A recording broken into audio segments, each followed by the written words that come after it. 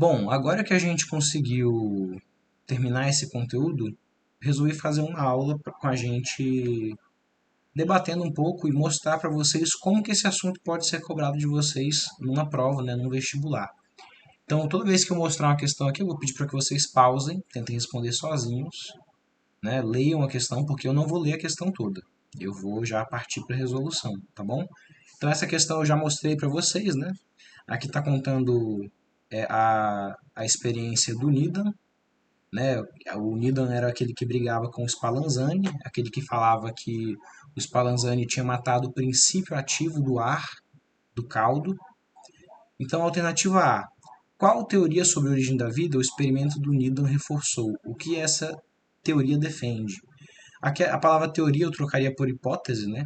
Porque hoje em dia a gente diz que teoria é o mais alto grau de comprovação de uma ideia científica. Então, teoria da evolução, teoria da gravitação, né? As hipóteses científicas são ideias que têm menos força, né? Naquela época isso eram hipóteses, não eram teorias. Bom, qual é a hipótese de origem da vida que esse experimento reforça? Certamente a geração espontânea. Né? E o que essa hipótese defende? A geração espontânea é a ideia de que a vida pode surgir de matéria inanimada, né? Surgir espontaneamente de matéria inanimada. Então, seria a definição de abiogênese ou geração espontânea. B. Louis Pasteur, contrariando a teoria defendida por Needham, colocou o caldo de carne em um balão de vidro com um longo gargalo, aquele pescoço de cisne que a gente falou, né? E em seguida foi curvado em forma de S. Esse caldo foi fervido e permaneceu estéril, ou seja, sem nenhum micro-organismo, por muito tempo, mesmo com o vidro aberto. Por que não surgiram micro-organismos nesse caldo, mesmo com o frasco aberto? Porque a fervura matou os micro-organismos que estavam lá, e graças a esse pescoço de cisne, dessa vidraria, eu tava falando vidraçaria, eu fui reassistir a aula, gente, pelo amor de Deus, não escrevam vidraçaria é onde vende vidro, né? Agora, esses vidros, materiais de laboratório, são vidrarias, né? Essa vidraria, ela tem esse pescoço de cisne para evitar que, pelo vento, esses micróbios consigam chegar e acessar o caldo lá embaixo, né? Por que foi tão importante manter o frasco aberto? Para acabar com a desculpa do Needham de que se você ferver com o frasco fechado, você mataria o princípio ativo, né? A energia vital, que é o conceito lá do Aristóteles. Tá? Unicid Medicina 2017. Os coacervados são estruturas microscópicas esféricas circundadas por moléculas orgânicas, conforme mostra a imagem. Essas estruturas estudadas pelo pesquisador russo Alexander Oparin representariam uma etapa importante para a teoria sobre o processo que deu origem à vida na Terra.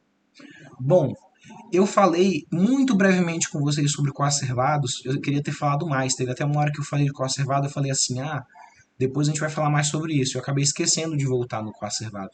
Mas como eu falei para vocês no final da última aula, acreditava-se que o precursor da vida, a molécula que iria se juntar, fazer cópia de si mesmo, dar origem à primeira célula, seriam as proteínas. Então, os coacervados, eles são agrupamentos de proteínas, né, que se formam naturalmente, espontaneamente, pelos aminoácidos que vão se ligando. Tanto é que é por isso que o experimento lá de Miller e Urey ficou tão famoso, porque eles mostraram o surgimento de aminoácidos, e aminoácidos são os blocos de montar das proteínas. Então, quais moléculas orgânicas constituem os coacervados? Principalmente proteínas. Qual a importância dos coacervados para a teoria sobre a origem da vida? Eles seriam os precursores da vida, né? Seriam a partir deles que surgiriam as primeiras células primitivas. Hoje em dia a gente tem uma visão diferente, né, de que o RNA seria o precursor da vida, mas nos vestibulares vocês vão ver muitas questões sobre coacervados. B. O processo de origem da vida, por meio da formação de coacervados, se aproxima mais das ideias defendidas pela biogênese ou abiogênese. Justifique sua resposta. Isso é uma coisa que a gente também falou em aula, né? Talvez a abiogênese não esteja tão errada assim, já que o primeiro ser vivo ele tem que ter surgido de matéria inanimada. Então, nesse caso, para explicar o primeiro ser vivo, ele tem que ter surgido por matéria inanimada, então seria mais próximo da abiogênese. Lógico que isso não quer dizer que a abiogênese está certa, que os animais brotam do nada, que as coisas, né, que as moscas brotam da carne. Nada disso. Mas a ideia de que a vida surge de matéria inanimada, ela é necessária para esse entendimento de origem da vida. O NESP 2005, e aqui vão ter 3 itens para a gente julgar, né? Uma vez que esses processos que ocorreram há bilhões de anos, né, falando sobre a origem da vida, o surgimento da vida, não há possibilidade de realização de experimentos, mesmo em situações simuladas, que possam contribuir para o entendimento desses processos. Errado. Se fosse assim, não faria sentido nem a gente poder investigar um crime que já aconteceu e ninguém viu. Né? Todo acontecimento ele deixa pistas, de alguma forma. Então existem formas de estudar mesmo eventos passados. Então a alternativa 1 está errada. 2. Os trabalhos desenvolvidos por Oparin e Stanley Miller, né, que são aqui os 2 cientistas que fizeram o experimento lá, ofereceram pistas para os cientistas na construção de hipóteses plausíveis quanto à origem da vida. Certo? Certíssimo. 3. As observações de Oparin sobre os coacervados oferecem indícios sobre um processo que constituiu-se, provavelmente, em um dos primeiros passos para a origem da vida, qual seja o isolamento de macromoléculas no meio circundante. Então, os coacervados eles são os aminoácidos começarem a se agregar e formar proteínas, assim, grupos de proteínas, né, em formas esféricas. E junto a isso, outras moléculas vão se associar ali. E isso seria um passo importante para a gente poder ter a primeira célula, né, de acordo com aquele pensamento que acreditava que as proteínas seriam o precursor da vida. Então, 2 e 3 estão certas, né, alternativa D, aqui no caso. O NESP 2003. Segundo a teoria de Oparin, a vida na Terra poderia ter sido originada a partir de substâncias orgânicas formadas pela... isso aqui está falando sobre o surgimento da vida, e vamos pular para o final aqui. Considerando os processos de formação e as formas de utilização dos gases, oxigênio e dióxido de carbono, a sequência mais provável dos primeiros seres vivos na Terra foi. Então aqui a gente tem uma questão em relação à hipótese heterotrófica e autotrófica. A autotrófica, ela seria a que tem mais força hoje em dia. Então, se por acaso nessas alternativas aqui a gente tiver as 2 hipóteses corretas, a gente vai tentar marcar sempre a hipótese autotrófica. A não ser que, né, por exemplo, aqui ele está falando sobre o Oparin. O Oparin foi quem desenvolveu a teoria heterotrófica.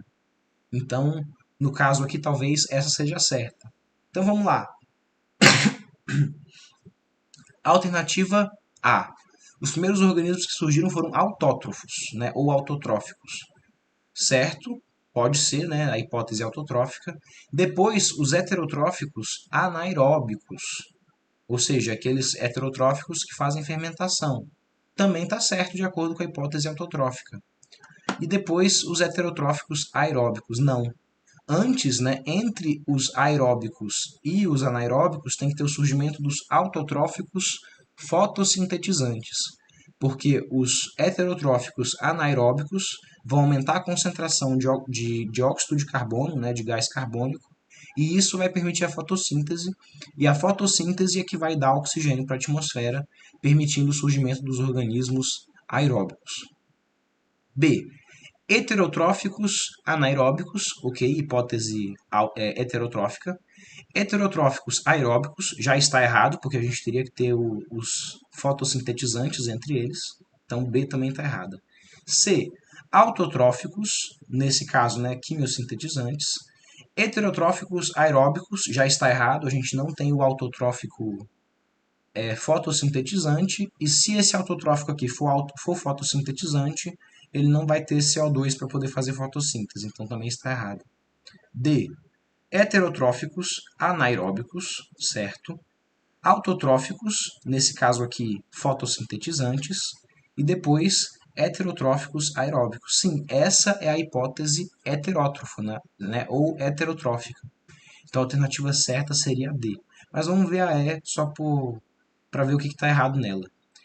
Heterotróficos aeróbicos, já está errado, né? Não tinha oxigênio, não tinha como ser aeróbico. Então, era só isso, pessoal. Eu queria mostrar para vocês aqui algumas questões de como que esse conteúdo é cobrado, de forma bem sucinta, bem rápida. E vejo vocês aí nos próximos vídeos.